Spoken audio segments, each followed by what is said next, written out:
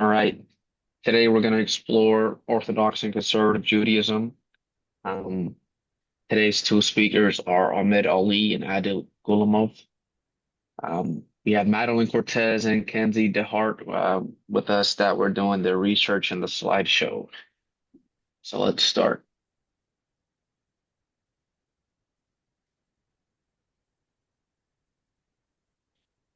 So what is Orthodox Judaism? Um, Before we dive into Orthodox Judaism, I kind of wanted to give a quick introduction about why we're researching Orthodox and the differences between Orthodox and conservative Judaism. It's because Judaism isn't a single way of practicing the religion. It has many diverse branches in the religion. Um, right now, we're just going to be focusing on why Orthodox and conservative Jewish communities often communicate their values and their beliefs differently. They're all from the same tree. It's just different branches we're going to be exploring today.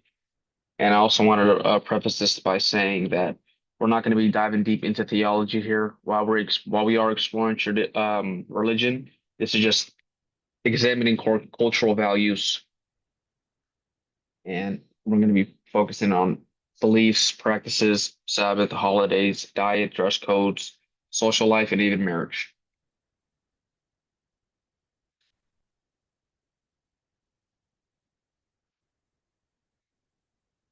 One sec, I'm going to rearrange my notes.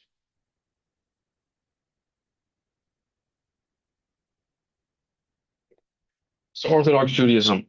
It's the oldest and most traditional branch in Judaism, deeply tied into strict religious laws. Um, like we have stated here, Orthodox Jews follow the Halakha, which is thought to be laid down by God in the Torah, the Hebrew Bible. Jewish law determines what is morally right. Um, they also attend synagogues 3 times a day. This is where they go pray, worship, and their communities are surrounded by said synagogues. So you see Sabbath. Um, Sabbath is strictly observed by the Orthodox community. It's from sundown Friday to sundown on Saturday. So on Sabbath, people can't cook, they can burn slash extinguish things, buying or selling goods, and writing to names a few of the 39 total commandments that are surrounding Sabbath.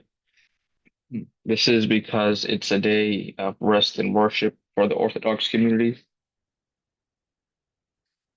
So we also see that Orthodox Jews follow divine laws that are fixed into their communities, and this is non-negotiables.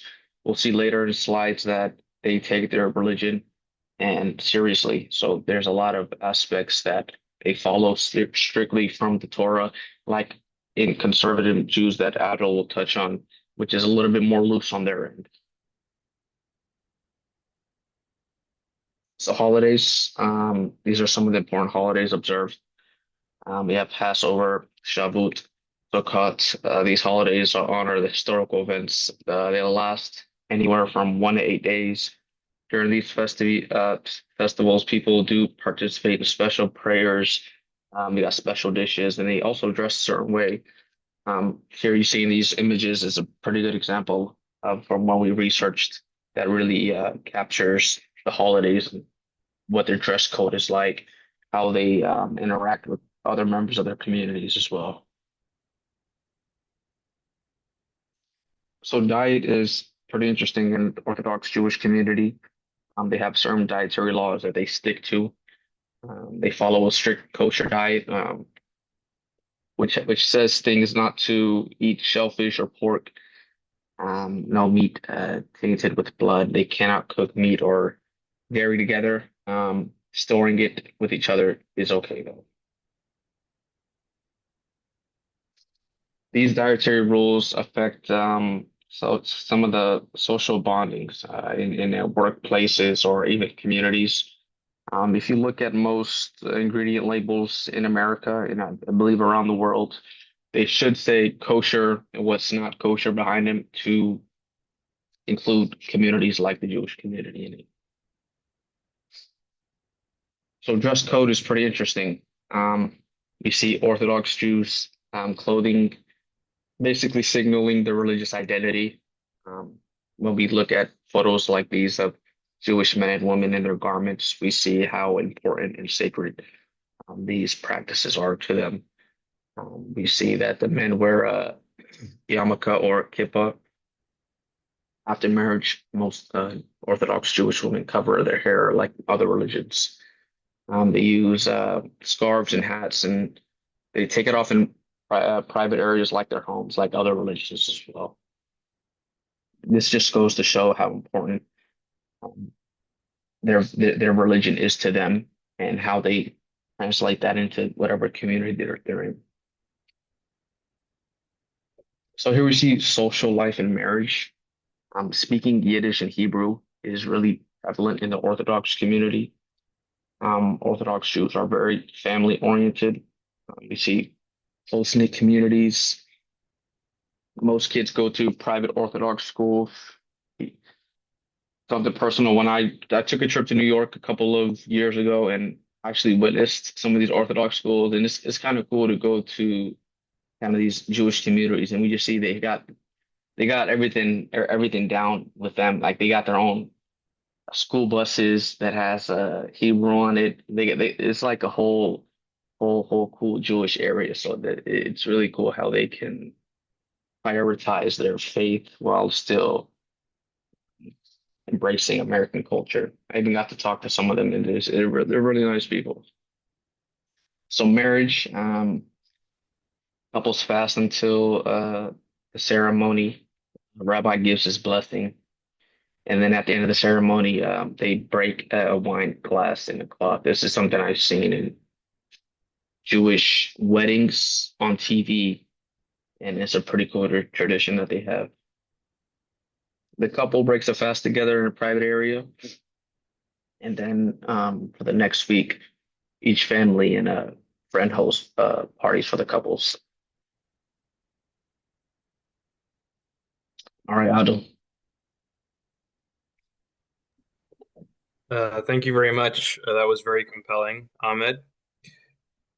Conservative Jews, although religiously believe in the same idea that the Orthodox Jews believe in, they tend to differ with their religious beliefs in terms of the way they worship their deity in the Torah. So when it comes down to that, they also differ in culture. So conservative Judaism, like Orthodox Judaism, is a form of Judaism. It's a sect, it's another sect. And it's particularly prevalent in North America, which seeks to preserve Jewish tradition and ritual, but has a more flexible approach to the interpretation of the law than Orthodox Judaism does. So when it comes down to the word flexible, we're talking about fitting in with society, socially, and also, with these groups, these neighborhoods and families that are conservative Jews that are committed to assimilating into the culture, the surrounding culture, as well as the everyday lifestyles of their surrounding society. So we have, different beliefs. We have differences in their beliefs, although very similar. We have the same holidays and the same religious practices, like the practice of Sabbath or Shabbat, and as well as dietary, dress codes, as well as the way that they go about their lifestyle. And let's continue. Let's get into it. Let's move on to the next slide. Okay.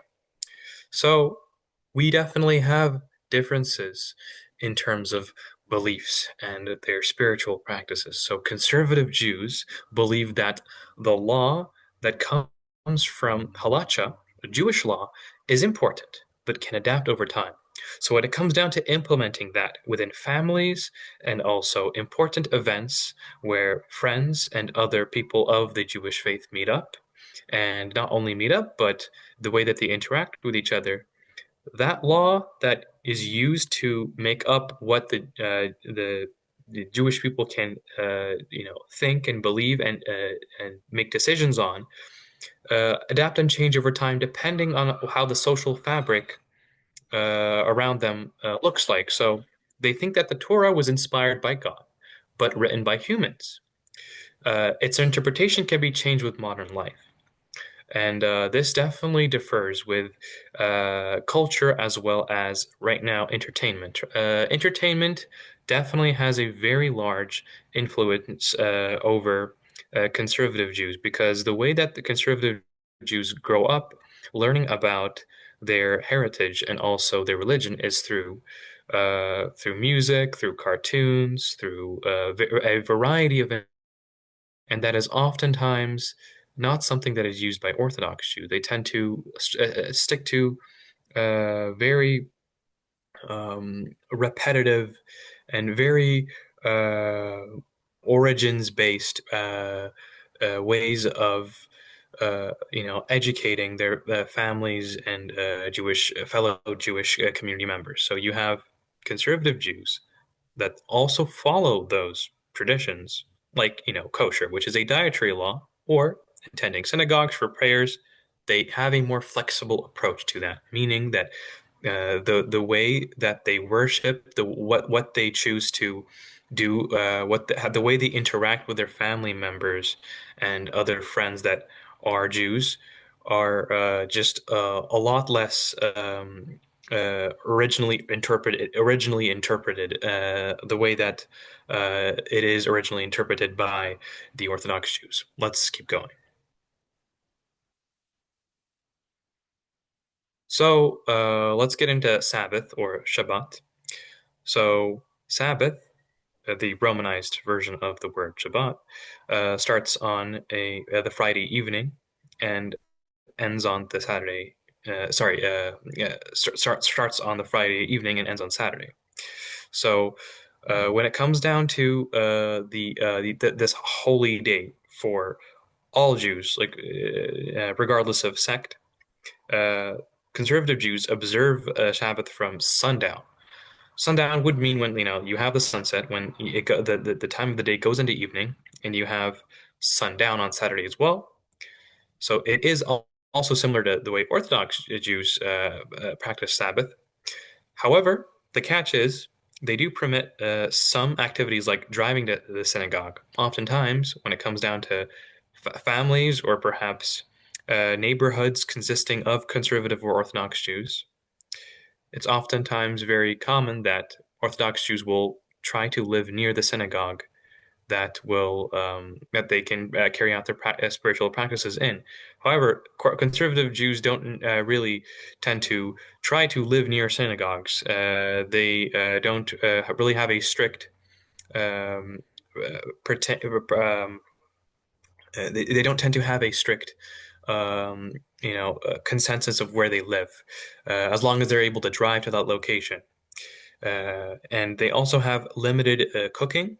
So when it comes down to the dietary kosher law, they because of how spiritually heavy Friday and Saturday is for all Jews, they tend to limit their cooking because they want more time to worship and to pray and food and parties or dining events can often take away from the time they worship. So they have Shabbat, and it's treated like any other holiday or spiritual reflection. It's treated like any other spiritual day. There are definitely cross ways that you'll see with Hanukkah as well as Passover, the way that they all come together, the way all family members and friends come together to visit the synagogue and also invite one another to their homes are done in the same way. However, on Friday and Saturday, those are just some days where you have a strict dedication. You have a repetition of spiritual practice, something that happens every week. And because it happens on a weekly basis, Orthodox Jews often find this as a way to pertain to their Jewish identity, not just being a religious identity, but also an ethnic identity, a cultural identity, an identity with their social expression, the way that they express themselves to other Jews and to non-Jews. So let's continue. holidays. So when it comes down to holidays, they tend to um, celebrate Passover and Shavuot and Sukkot with their holidays support and honor to Jewish history. You'll often see them having everyone read prayers and also chapters from the Torah as a way to honor their identity and history. Oftentimes, not often, but annually and repetitively last from 1 to 8 days. And Passover, they observe them with special prayers. So these aren't just prayers that are done on a daily day-to-day basis. This is a prayer that is done collectively with other individuals there. You'll oftentimes see people reading different verses from a chapter, and this is because they want to have that communal aspect of the holiday. It's not just the individual presence in that communal presence. And other important aspects of the holiday, such as their meals and also their customs, can be seen being can be seen with the can be seen with a lot of attention from conservative Jews. However, the way they practice those can be more flexible. It definitely depends. When it comes down to Passover, especially, you have conservative Jews that don't look to a specific rabbi, a specific rabbi that is appointed by the government or by a Jewish organization that has authority over the faith and culture of Jews. You'll often see the Jews using conservative Jews, especially those that live in the United States, those that live in Europe, and other Western societies. You'll see conservative Jews using mobile apps and electronics in order to calculate when Passover happens in order to read the Torah. They often interblended with technology, media, and entertainment. You'll see meals, especially when it comes down to kosher, they tend to eat a very specific part of beef or sheep or lamb. They tend to avoid certain areas of animals that where their meats come from. They also tend to stick to the same kosher law. However, it's a lot more flexible. When it comes down to being more flexible, they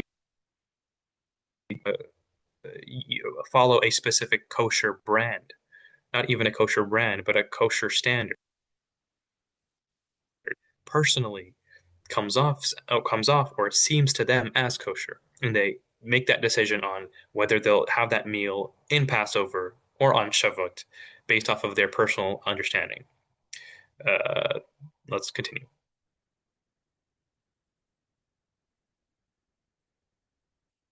So you have kosher and non-kosher foods in diet. So beef and lamb are definitely considered kosher, as well as chicken, duck, goose, and turkey. Fish are also considered turkey. However, pork and rabbit, because rabbit comes from a species of rodents, and because pork are considered by, the Abrahamist belief of being filthy, they tend to stay away from pork because they believe that it is 100% non-kosher, as well as birds, because they carry on diseases, and catfish and other sturgeon and shellfish, and other also crab because of tendencies that these animals have, such as cannibalism. They also avoid meat and dairy altogether. Depends on what meat it is. It definitely depends on what part of the animal that their meat comes from, but they tend to avoid cheese and other dairy products because they believe that it is an abuse of animals to in order for them to consume it. And also they have a very strict assertion when it comes down to like whether that animal is considered to be a cannibalist animal or not. They pay attention to every single detail, the cycle of life of that animal, not just what that animal, what the origins of that animal is, but also the cycle of life and where they tend to live, where their ecosystems are. So when it comes down to conservative Jews, they definitely pay attention to those laws. However, they don't follow a specific brand when it comes down to picking what is kosher or not. You'll see places in New York with many Orthodox communities where they have kosher brands, and they also have a specific kosher standard on what part of an animal they can eat or not. But these decisions are often made without authority or without collective organization from the conservative community. They often personally decide on whether something is kosher or not when they have family outings, when they have events and other holidays, especially during Sabbath, they oftentimes dictate personally on whether something is kosher or not.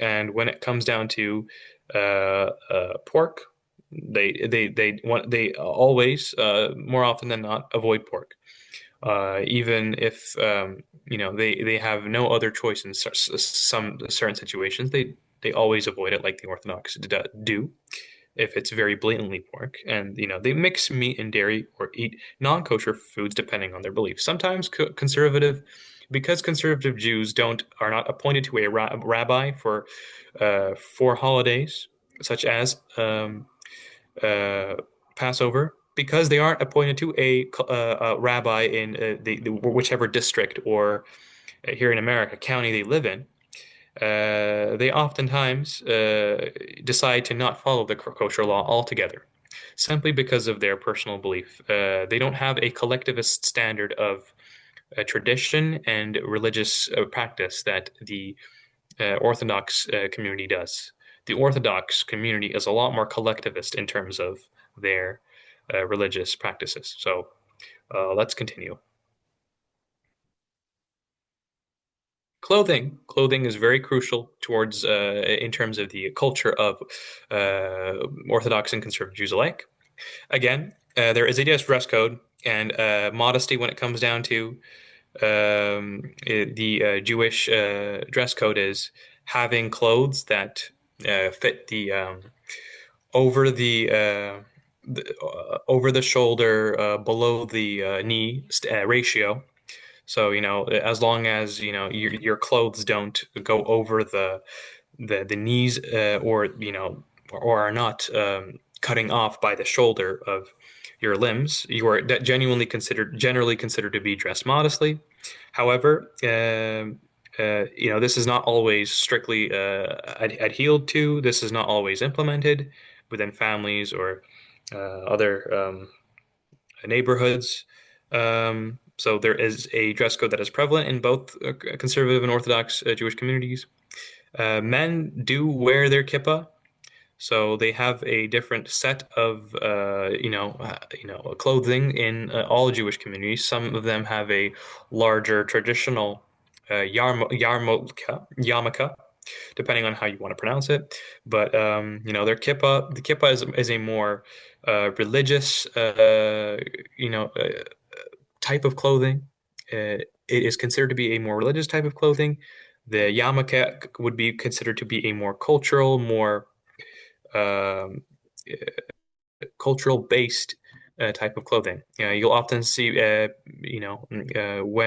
you have friends that are all Jewish, when they all communally visit places where they live or have events like dining or perhaps uh, Sabbath, when they are practicing Sabbath, they often do it together. They often do it together with their friends, with their neighbors. And when they do that together when they're with their neighbors, they follow their clothing standard to proudly represent themselves as conservative Orthodox Jews.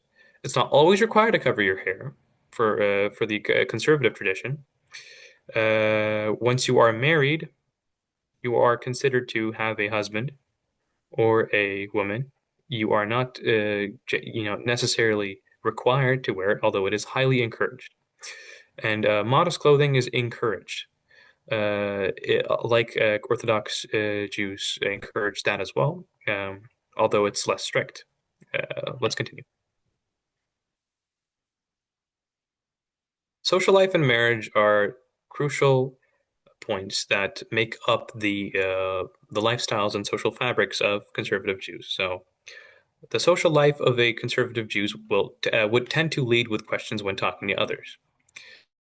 So when it comes down to who they make friends with or who they spend time with on a day-to-day basis, where they go to school, where they have education, where they work, it's often times made on decisions where they consider whether they are being treated well, whether they are being treated fairly as people of the ethnic or religious Jewish background.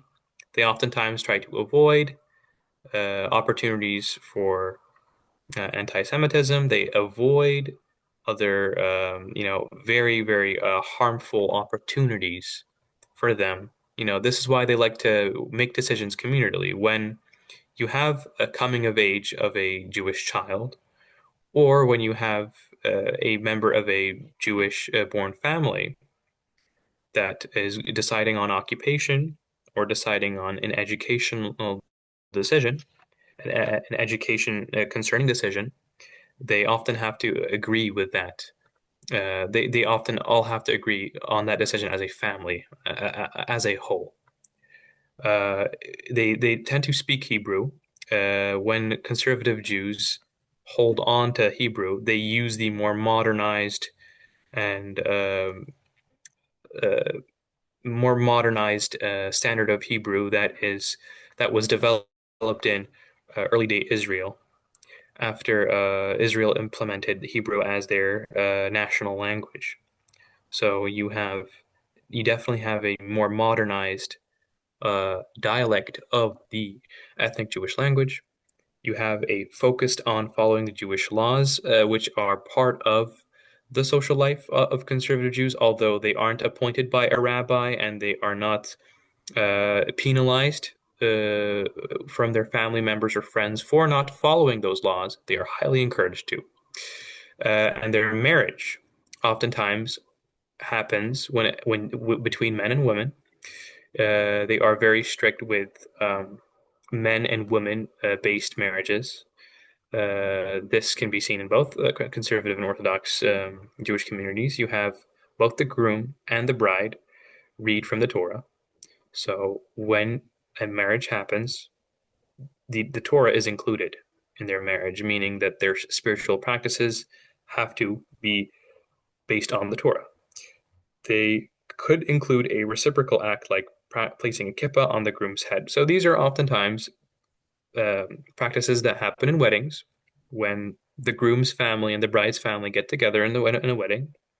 They place the kippah on the groom's head, and this sort of reflects the backstory of the groom,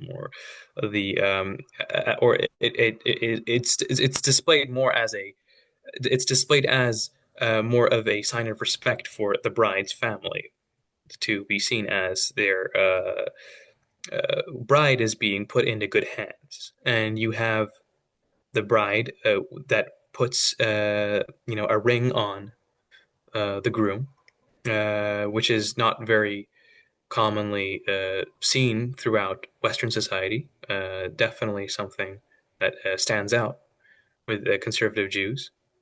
This isn't often seen with Orthodox Jews. They don't tend to, practice their weddings with these modern objects like rings. However, this is something that the conservatives have picked up in their wedding rituals. You have some of the conservative Jews that opt to have an English translation as well, because Hebrew is often interchangeably used with English in prayer and also within conservative synagogues all around the United States, as well as places like Italy, Spain, France, Morocco, various countries in the Middle East. They don't always have a Hebrew-based practice when it comes down to weddings, when it comes down to holidays. They don't always have announcements and conversations that are done in Hebrew. They aren't always done in Hebrew. They're often interchangeably done with Hebrew because Hebrew itself is a modernized, a more flexibly implemented language, unlike Yiddish.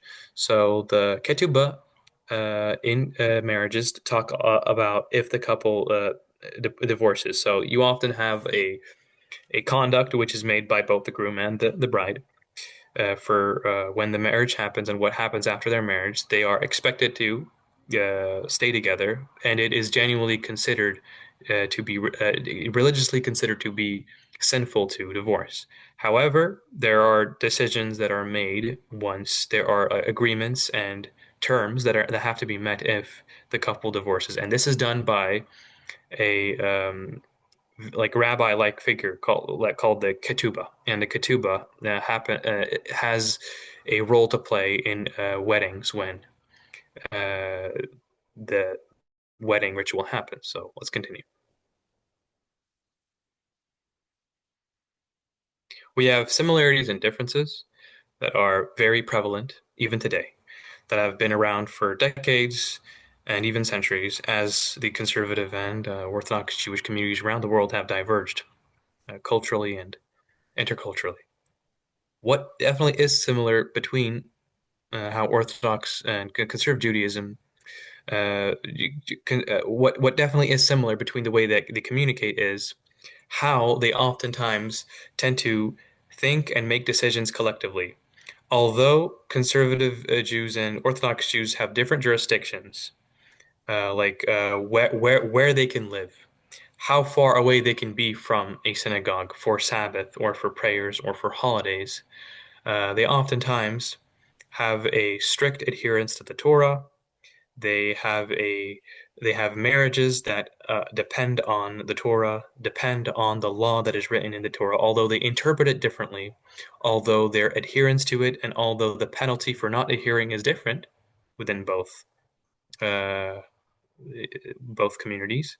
They are very similar in the way that they centralize uh, their opinions and decision making based off of the Torah and also the laws that are written in the Torah, although there are different divine revelations that are used religiously by conservative and other sects that are a lot more modern in comparison to Orthodox Jews. All of them religiously centralize themselves around the Torah.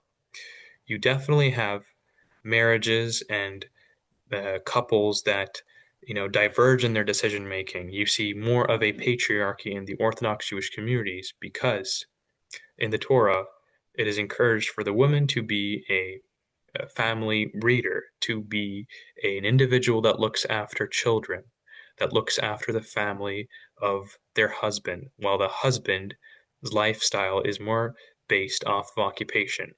Their day-to-day decision making is based off of their occupation as well as protection over the household. That you often see a more traditionalist, patriarchal construct of families in Orthodox Jewish communities. However, conservative Jews like to stick to the cultural standard. You'll see conservative Jews in the United States tend to have a more modern American construct of their families. You'll see conservative Jews all around the United States, all around from the West Coast to the East Coast. Oftentimes, I'm sorry, are we running out of time?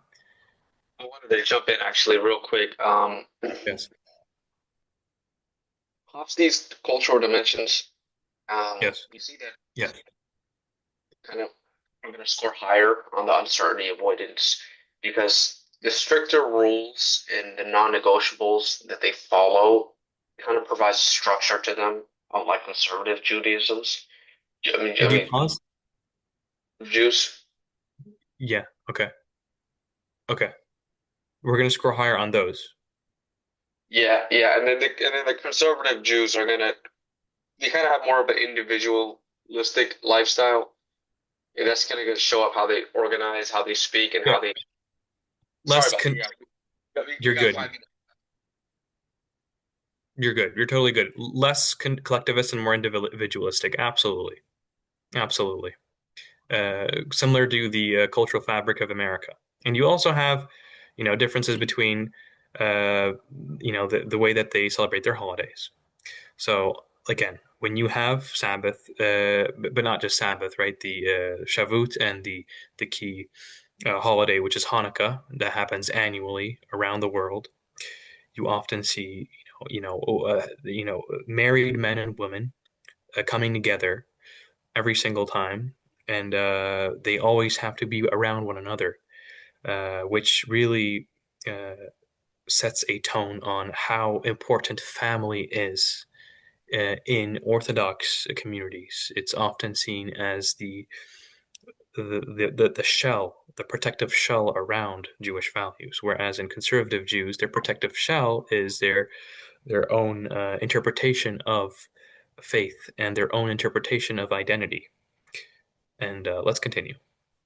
Let's move on to the next one. So, going into similarities between Orthodox and Jewish communities, you have both communities speaking Hebrew. Both of them speak Hebrew, although different dialects, although these dialects can differ from time to time, although they're interchangeable, uh, you know, although their interchangeable usage of it can be seen.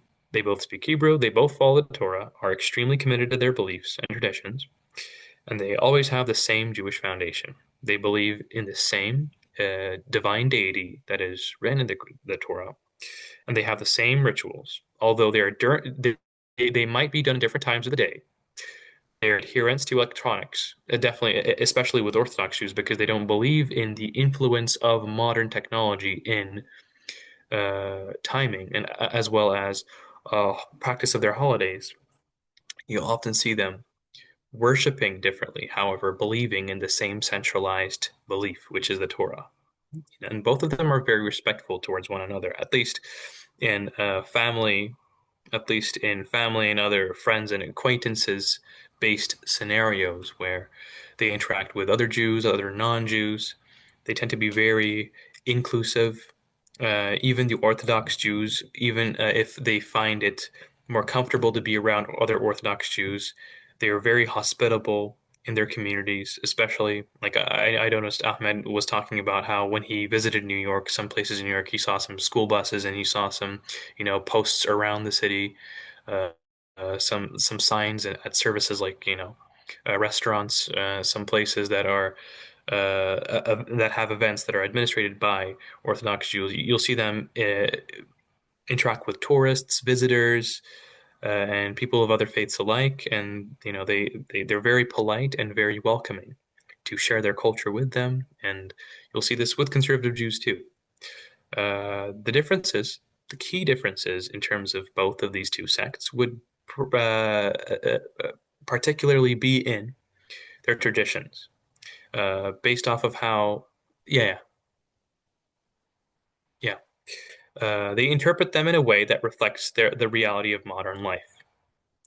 And building off of what I was saying about how uh, conservative Jews tend to, in Western society, commit not more, but commit especially in fitting in with the rest of their society.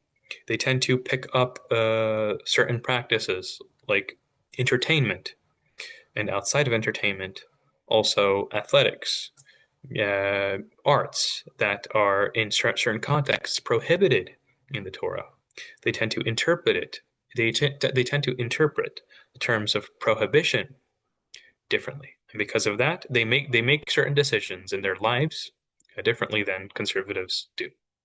So the summary that we'll be getting into will explore what causes the divergence between Orthodox and conservatives.